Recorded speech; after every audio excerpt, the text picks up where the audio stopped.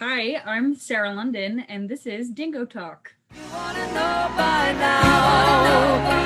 You wanna know by now. You wanna know by now. You wanna know. You wanna know. You wanna know. What's going on, Chuckleheads? I am Carlo Guadagnino. This is the Dingo Talk Alumni Tour. My guest this week is Sarah London, class of 2017.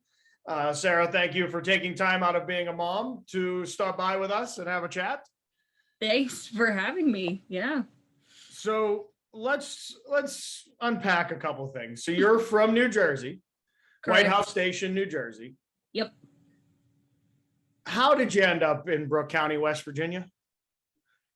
It's a random one. Am I allowed to curse on this? Yeah, it's yours. Oh, okay. This is all you. It's all me. Okay. Yeah, so like it's quite a random story.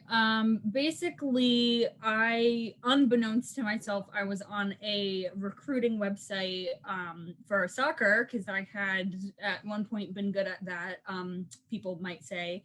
And I was contacted by the coaches at the time at Bethany to come out and hang out and play in an indoor game. And I was like, I don't know what the fuck that is, but sure. Yeah, whatever. I hadn't really applied to any other schools that I got into for the fall semester. And my parents were mad at me because I wasn't technically going to go to college in the fall. So Pete, who was the coach at the time, Parakakis, he told me that I would be able to go to college in the fall if I like came out and did a little bit of a dance and played some soccer with them. And I was like, okay, that's fine. And I did that. And my parents were taken back. My dad tells the story of Pete taking us like up to Bethany because he met us at like the bottom of the hill by 88, I think it was. And he like had this like rental Cadillac situation and it was snowing so hard in the middle of January and got us in the car and like took us up to Bethany. It was the weirdest experience of my life and still to this day is very weird. And we like my parents and I are like texting each other in the car like what is going to happen to us. And so we got up to the school and I did an overnight and I was like, oh my God, like there's 4 bedrooms and you get your own bathroom here. Like that's incredible. This is awesome. And like campus looks really cool when it's covered in snow. And so like that was really fun. And I kind of was just like, oh no, all right, yeah, like this sounds good. Like this seems promising. I don't like have to really commit quite yet by any means. And then I think like in the spring I got a call from Pete and he was like, hey, you're coming, right? Like that's all done. And I was like, yeah, I guess I am. Yeah. And he's like, okay, I'll send you over the application and just fill that out. And I was like, sounds good. And that's what happened. And yeah, and then I showed up to campus in the fall and I was like, I don't know what's gonna happen, but here we go. Yeah. Well, and you brought up you were fairly good at soccer, or some would say, as you said. That first year, what was the soccer experience like? What was the transition from high school soccer to college soccer? Oh, the girls were much bigger. I was a lot smaller back then, and I thought I could hold my own, but I could not compared to college soccer. So I got the shit beaten out of me the first year. And there was a lot of, I broke my nose. Pretty sure I like re-sprained one of my ankles. There was a lot. I had like, I dislocated my shoulder at one point. Like it was nuts. I was in the training room like literally every single day for fall through winter, spring game, like spring ball, the whole 9 yards. So that was a rough transition. I was like a rude awakening, got my ass kicked a couple times. Was there anything different practice wise, high school practice to college practice, just longer or a little bit more individually focused? How did that go? I think it was different in the sense of like when I showed up, it was basically like everybody knows what they're doing, right? And it was like, I don't know any of these people. So no, I don't know. Like, I don't know what you want me to do. And he was like, no, just go do what you know how to do. And everyone else will just do it with you. And I was like, okay.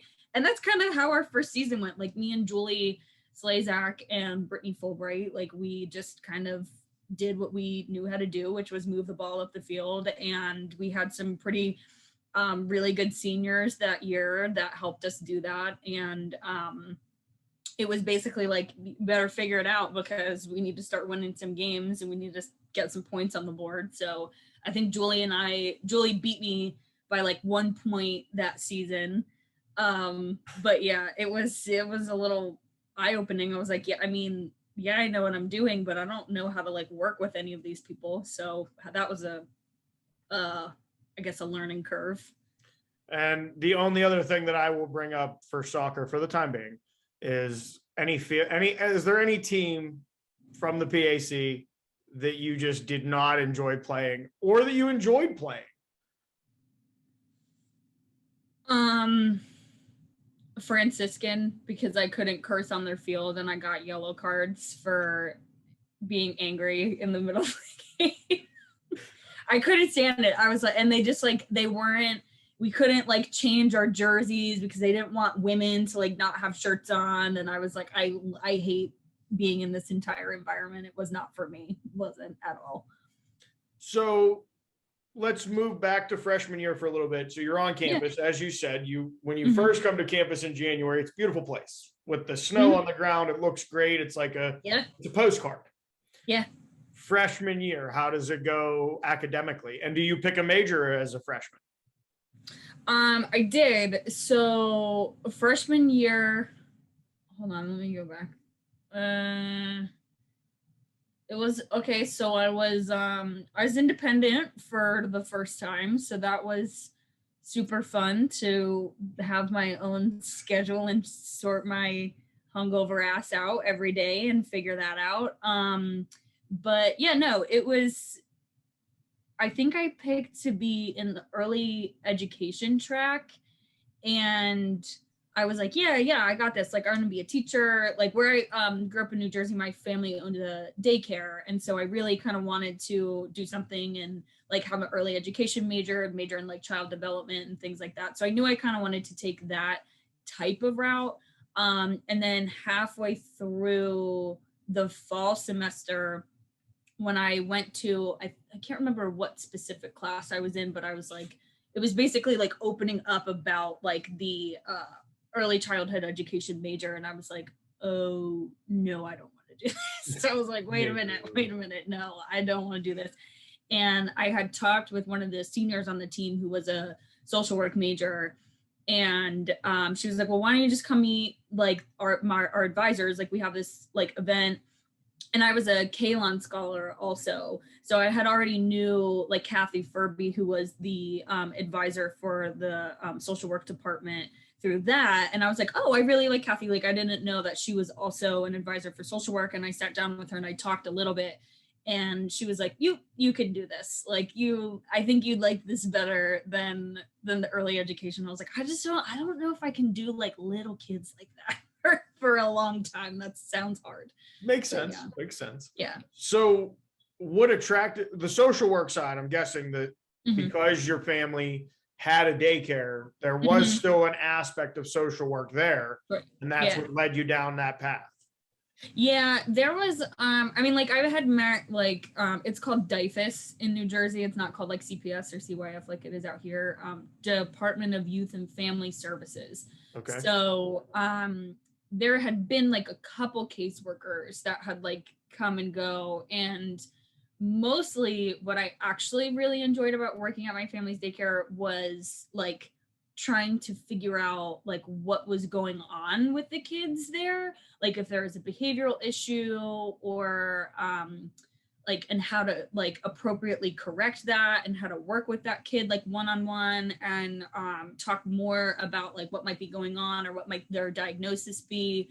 So that was something that I actually really enjoyed. And when I was describing that to Kathy, she was like, that's some clinical social work stuff. Like, I think you might enjoy that better than leading a classroom. Like, you sound like you would be good at behavioral modification. So yeah, that's kind of like where all that stemmed from. It wasn't really like the DIFUS stuff or CPS or anything like that. It was more along the lines of like, how do I diagnose and Like I liked how kids' brains worked, and like why would they choose to punch that other kid in the face? Let's find a little bit more about that. Let's talk to them about that. Figure it out. Let's figure that out. And we had like a couple kids that I had grown up with watching and babysitting and whatnot who were on like the autism spectrum or just straight up had like some sort of trauma history and trying to help with connect some of those behavioral issues. So it was a lot of that I was like, I actually really enjoy like working with these kids and like getting to know them and stuff like that.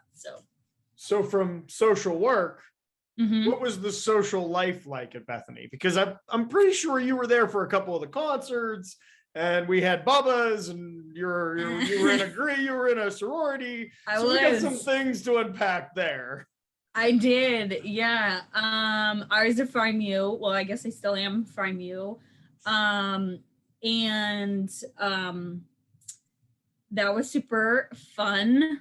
I do not regret a single second of it, even though like sometimes I like think about some of the decisions that we've made and like cringe inside, but it was all out of like trying to have fun. And really, like I always explained Bethany to people that I went to high school with was like, we just created our own fun most of the time. Like that's literally what we would do, is just figure out like, hey, that looks like fun to put a tarp on Greek Hill and like slide down it in laundry detergent. Like, let's do that.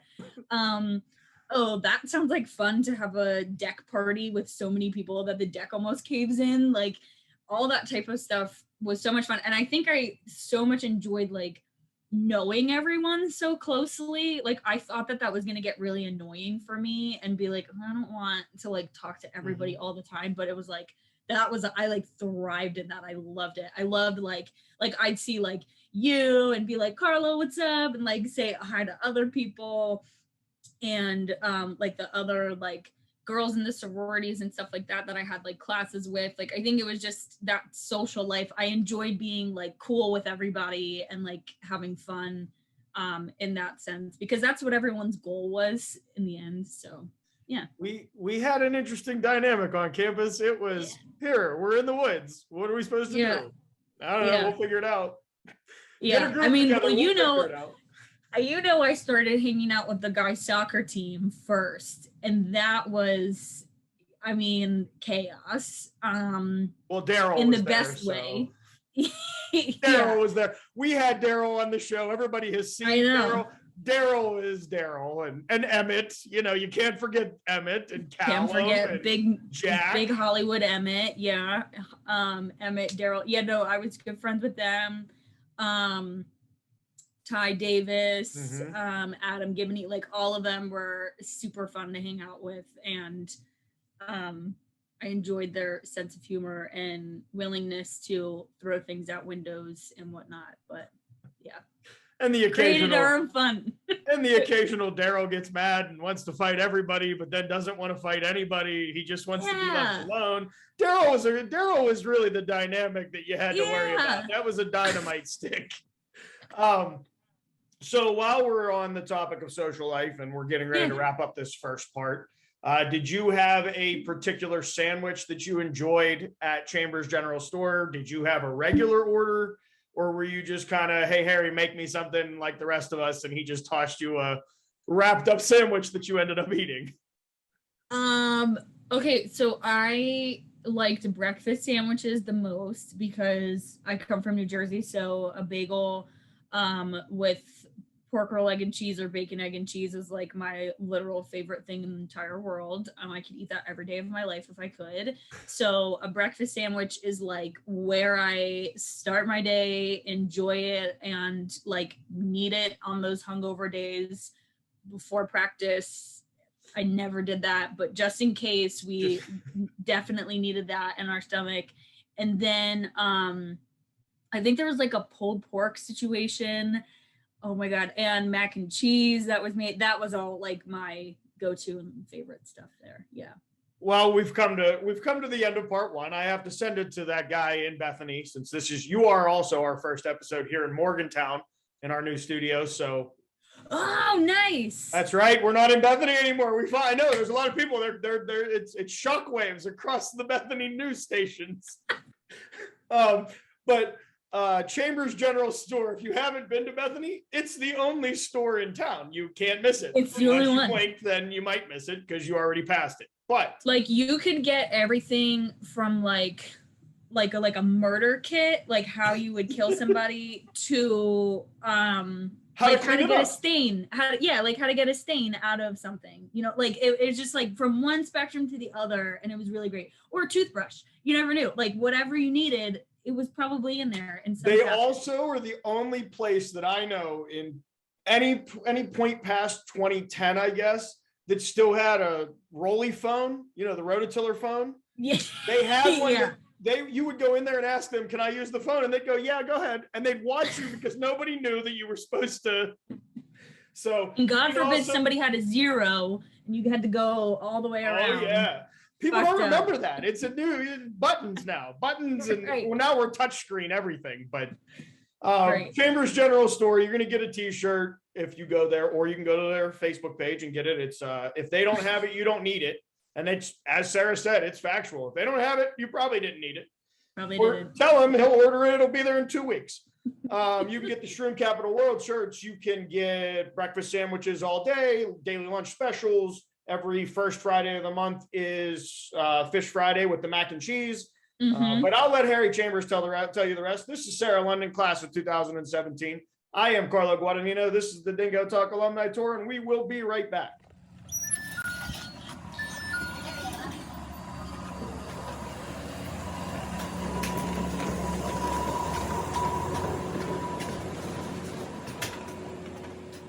You're watching another exciting episode of Dingo Talk, recorded deep in the hidden lair in Bethany, West Virginia, where when you visit, make sure you stop by Chambers General Store. Grab one of our hot breakfast sandwiches made fresh all day.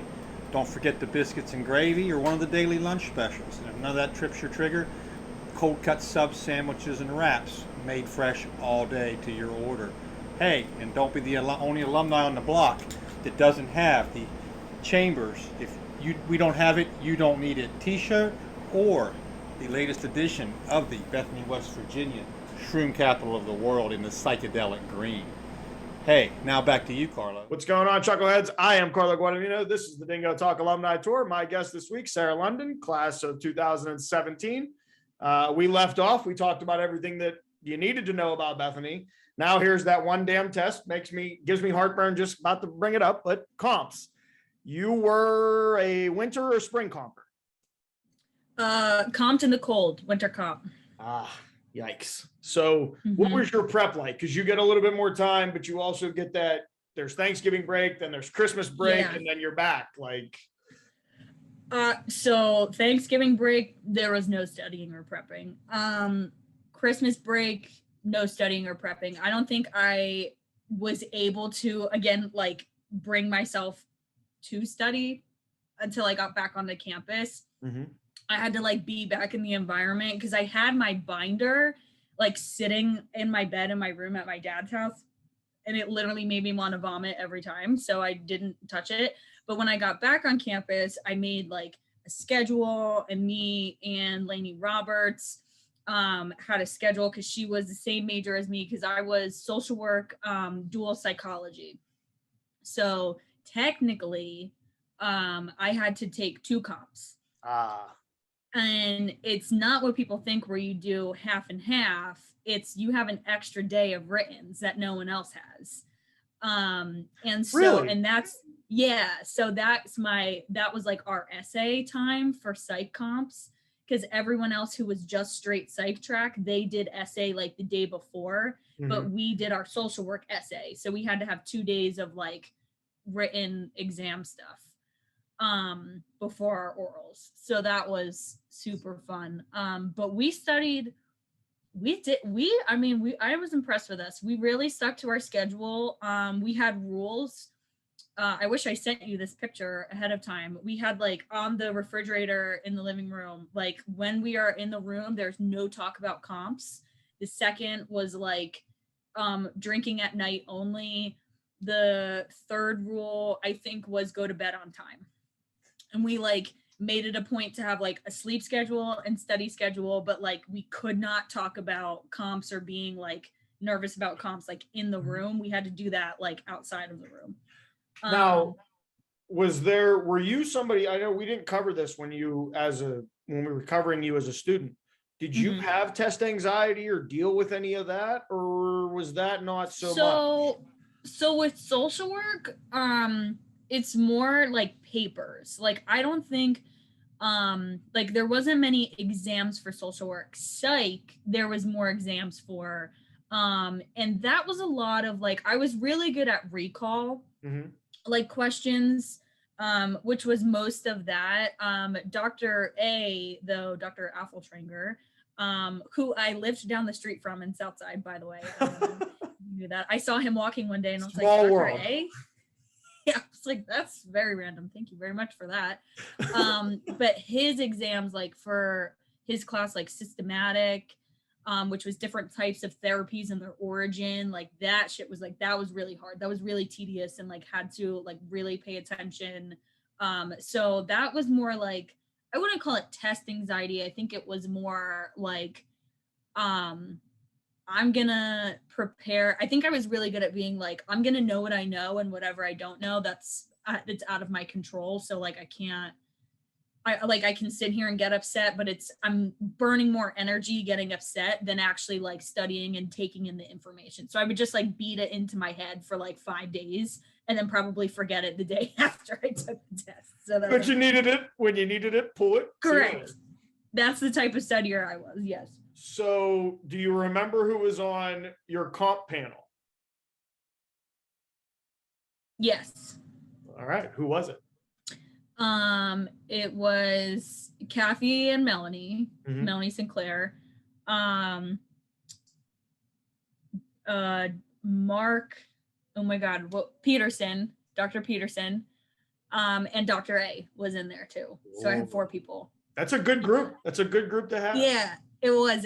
I think there was more laughing than there actually was probably like grilling me on stuff. There was a couple things that I got grilled on, which I can't even remember to this day what it was. I think Dr. A was asking me to like, in my essay section, I didn't make like a decent enough comparison for him. So he wanted me to like elaborate on that. And I fumbled the fuck through that. I was like, yeah, I mean, and I just like kept talking. And then Dr. Peterson had a really, really like left field question. Because he is poli-psych, or no, political science. Yeah. So he was like, how will you apply what you've learned in psychology and social work to like the world and like more like political fields and things like that? And I was like, Dr. P, that's a loaded question. I think I'm just gonna have to see what happens with that. Like, I was like, maybe grad school will help me understand that better. Well, so it's interesting that you bring up grad school. So from your time at Bethany, and for those of you that don't know or new to the show, what happens is you have 2 sections of comps. You either comp in January or you comp in May. Yep. When you comp in May, they have a week after you comp where all of the seniors that are going to leave, they have a week to do whatever you want for, well, I don't think that's the rule, but I think that's what most people took it as, is this is my week. Rule. Yeah, that's the rule. Yeah. So that week comes, it goes, you walk across the stage. At what point do you know you're going to Pitt to pursue your master's degree? I think I got accepted. Well, I got accepted to Monmouth, which was in New Jersey first, because I applied there because I wasn't sure where I wanted to live. And then I think like a week later, I found out I was accepted to Pitt, and I decided to go to Pitt mainly because I think it was going to be cheaper. And rent would be technically cheaper in Pittsburgh than it would be in New Jersey. And I don't know if you know this, but like Monmouth University is literally at the beach in New Jersey. So it would be very expensive to live there. I didn't know that. I don't Yeah. think I could go to school on the beach. No. I had enough time. I had a hard enough time going to school in the woods, let In the alone woods. if you put a beach in front of me, I would have Correct. I would have lived on the beach. That would have been my home. Literally. Yeah. So I was like, I think Pitt, I can't remember my exact like thought process, but I was like, Pitt seems like they have, oh yes, Carlo, I know why. It's all coming back to me. Okay. So I got a call that I was offered a fellowship at Pitt. And then I qualified for a fellowship based on my GPA and like what I had accomplished at Pitt, literally, or at Bethany, literally, because we had a good relationship with Pitt School of Social Work. Like Kathy and Melanie knew a lot of the people over there, and so they know Bethany and know the type of like social workers that Bethany turns out. Where it's like we really are prepared, like we're prepared professionally and like academically. And it was quite embarrassing, some of the kids that I went to grad school with. Anyway, that's separate. We'll do that the next time. But yeah. We're getting a part 2, folks. You heard it from her. I didn't part 2. Watch me break down literally Pitt School so far. So I got offered a fellowship for integrated healthcare.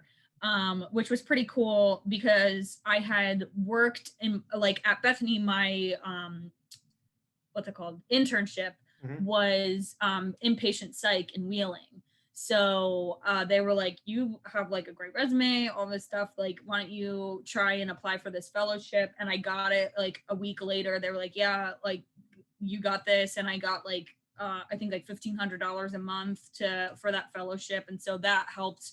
Obviously that paid mostly for my rent and whatnot. But yeah, that was what Pitt had to offer over Monmouth. And I think that's probably a big reason of where I am today. But yeah. So, and what did that lead to? So you got your master's further in social work?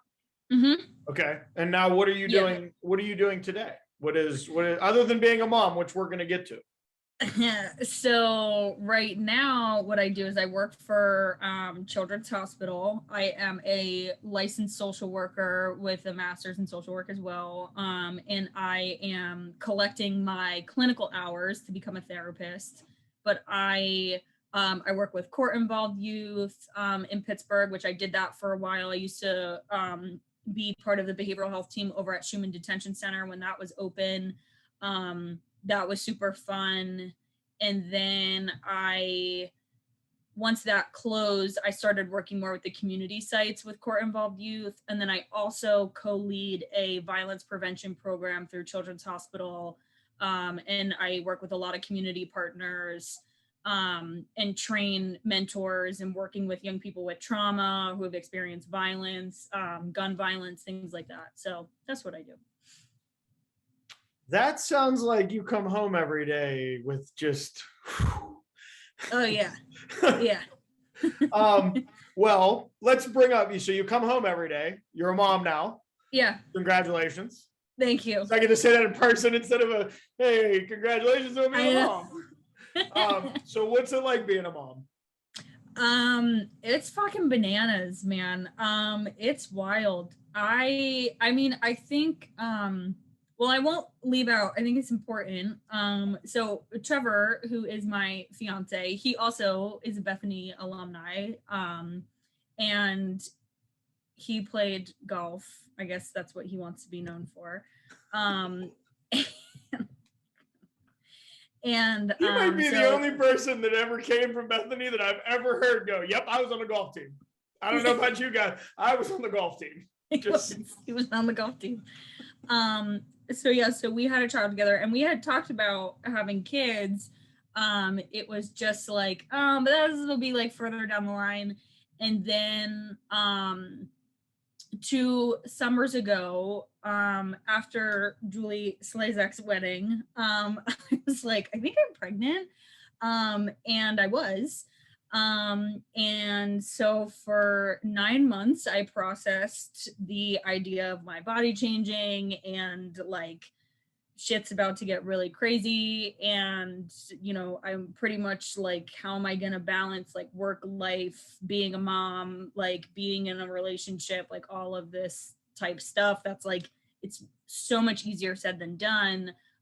Constant guilt, all that type of stuff. And so I started going to therapy at that point, because I was like, that's really what I need to do, is I need to like have a space where I can like problem solve a lot of this. Cause there's a lot to process. Like when something like that gets sprung on you, it's really hard to like kind of decipher, like, what do I want to do with this information? Like, where do I want to put this every single day when I wake up? Like, do I want to put it on the back burner and just do what I want to do, which is my job, and come home and enjoy and like relax? Or do I want to like think about this and plan for it? So that was kind of hard to like balance a lot of those feelings, and a little bit of anger, a little bit of guilt, a lot of stuff going on there.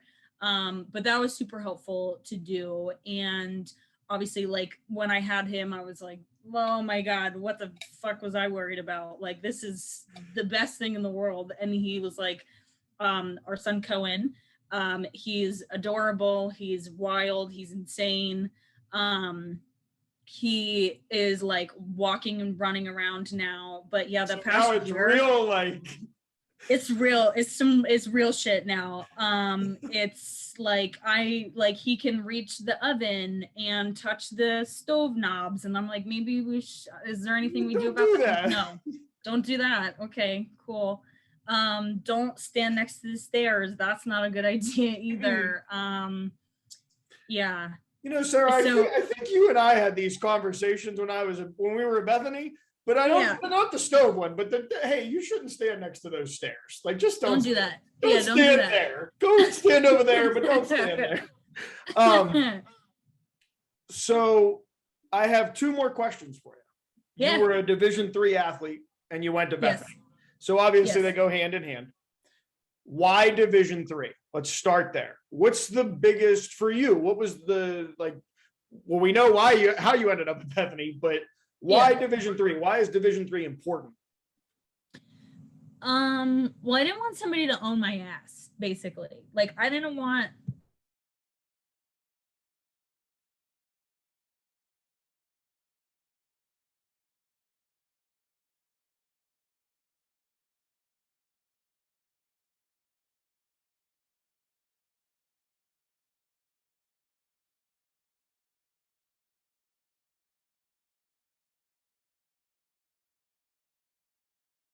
Bam. So you didn't want anybody to own your ass. I didn't want anyone to own my ass. I didn't want anybody to tell me when to like eat, sleep, and breathe.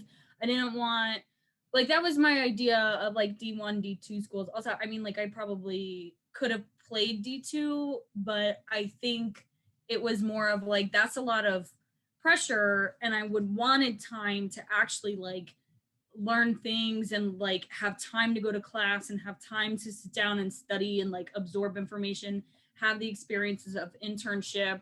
Because I knew that there were athletes, like people that I went to high school with who had gone to D1, D2 schools. They found it really difficult to balance a lot of that like education piece and sports. And not that it was hard for them to do, where they didn't get the education that they needed. It was just that like they had to get very good at time management, and that's really hard to do as a 17, 18-year-old that, you know, hasn't really had to do a whole lot of that on their own quite yet. So Sarah, so you didn't want anybody to own your ass, and that's why Division III. Why Bethany? What was, if you were recruiting someone today, what are you recruiting that? How are you recruiting them to come to Bethany? What's the brand? What's the selling point? Well, not only is my soon-to-be husband, Bethany alumni, I would not regret making that decision ever. All of my bridesmaids are my best friends from Bethany. I've been in and will be in 2 more weddings for my friends from Bethany. And it's the most random fucking place in the world that you make the best goddamn connections with. The best connections. I mean, offline, Carlo and I were just talking as if we had to like just saw each other like last week, because that's how you talk to people that you know from there. And I think that's the best thing ever. Like when I see people in Pittsburgh, or when I see some of my sorority sisters from Bethany, it's like it's this union and this like really closeness that you feel to people that you don't really get that other places. Like, I mean, yeah, I went to grad school at Pitt and whatnot, and people are like, yeah, like Pitt and it's great, but if I find somebody, like if I see somebody wearing a Bethany t-shirt in Pittsburgh, I immediately like, do you go to Bethany? Do you know that? Like, oh my God, that's so cool. Or like I meet people at work who's like, I think my cousin goes there or like went to Bethany, and I'm like, what's their name? And they tell me their name. I'm like, I know him. I literally know him, like personally, like I follow him on Instagram, like we're friends. So it's like, it's that type of stuff that I don't think you get at other places, and people don't understand it. Like they don't get it and they don't realize like how well you know people from there. But that's my selling point. That's what I enjoy. It's a community. It actually feels really close knit. You're not just like one of a million. You're like you always feel like you're like one of 50 people that went there. And that's what I love about it. I don't think anybody, and we've done a couple of these with the Bethany alumni. We've done a few of these now. Yeah. I don't know. That might be the top answer on why Bethany. Although Daryl had a good one too, because it was the same thing as I hate the place. It's in the middle of nowhere, but I love the people, and that's what it is. The people make it, and that's and I think you even went a step further with if you didn't go to Bethany, or you went to Bethany but you didn't stay, it's just not the same. Like it's not the same Bethany. Yeah. No, it's not. Well, I will not keep you from your son and fiance any longer. We have asked all of our questions. I want to thank you for being on the show and supporting the show.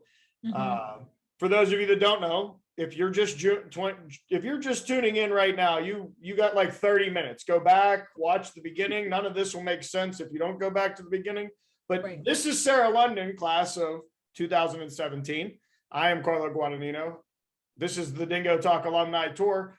You can find us on Spotify, Apple Podcast, YouTube, iHeartRadio, Instagram, TikTok, Twitter. All of those are Dingo Talk, except for the Instagram. It's Dingo_Talk, because believe it or not, there is another Dingo Talk out there. It's all about actual dingoes, the wild dog. So not me, but I tag them all the time because people go to that, and I don't know why, but it gets me some traffic. So you should interview that guy. You should have him on. And Dingo Talk on Dingo Talk. You're welcome. I give that to you free of charge, Carlo. Free of charge. We might put that up for a poll this week. But catch us at 10 o'clock every Thursday. Again, Sarah London, class of 2017. I am Carlo Guadagnino. This has been the Dingo Talk Alumni Tour, and we will catch you next week, Chuckleheads. Cheers. You wanna know by now. You wanna know by now. You wanna know.